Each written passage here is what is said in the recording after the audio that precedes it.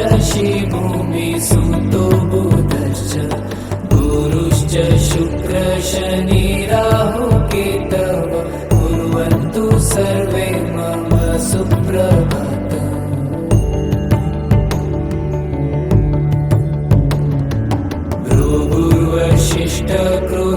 भृगुर्वसिष्ठकृतरङ्गिराश्च मनुपुलस्य पुलहश्च गौतम रैभ्यो मरीचिश्च वनश्च दक्ष कुर्वन्तु सर्वे मम सुप्रभातम्।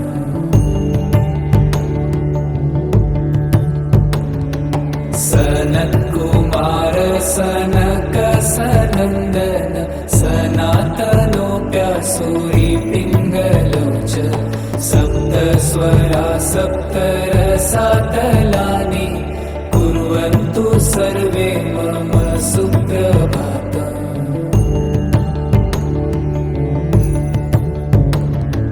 सप्तार्णवा सप्तकुलाचलाश्च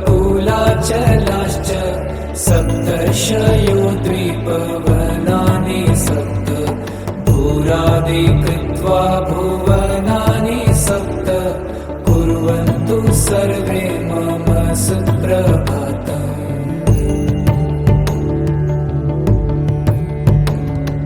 पृथ्वी सगन्धा सरसास्तथाप स्पर्शी च वायुज्वलितं च तेज नभ सशब्दं महता सहैव कुर्वन्तु सर्वे मम सुप्रभातम्।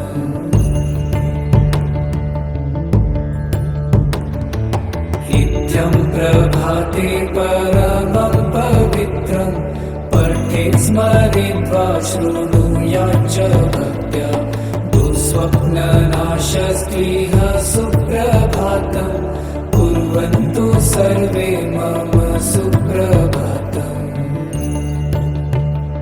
प्रणिपतिवेष्टितशोभितलिङ्गं दक्षसूयज्ञविनाशनलिङ्गं तत्प्रणमामि सदा शिवलिङ्गम्।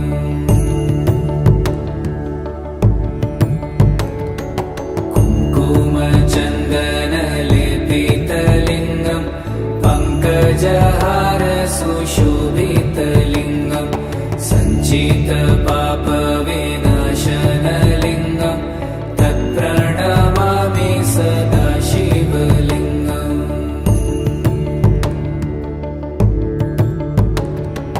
देवगणार्चितसेवितलिङ्गं भावैर्भक्तिभिरेव च लिङ्गं दिनकरकोटिप्रभाकरलिङ्गं तत्प्रणमामि सदा शिवलिङ्गम्।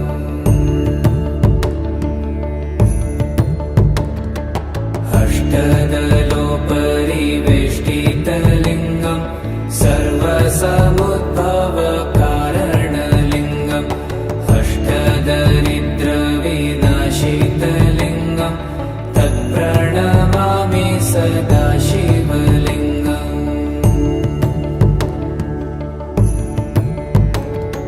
सुरगुरुसुरवरपूजितलिङ्गं सुरवनपुष्पसदार्चितलिङ्गं परात्परं परमात्मकलिङ्गं तत्प्रणमामि सदा शिवलिङ्गम्।